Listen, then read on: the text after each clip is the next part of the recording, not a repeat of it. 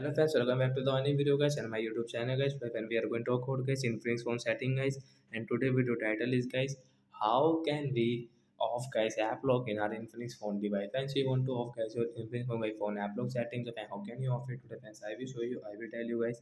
So before starting video friends, first of all go and subscribe the channel guys, click the bell icon, like the video.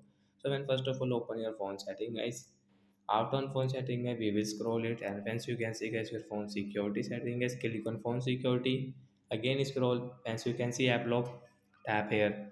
So guys, we will draw app lock password, and once you can see guys this setting. So when we'll click on the phone icon right side, this setting icon guys. So as you can see guys, enable app lock setting, we will tap here to turn off it guys. Tap here to turn off guys your app lock. As you can see guys, we don't have guys app lock setting. As you can see guys, if you guys, you will have to set again your app lock setting. So like that guys, we can off app lock in any phone device. So bye guys.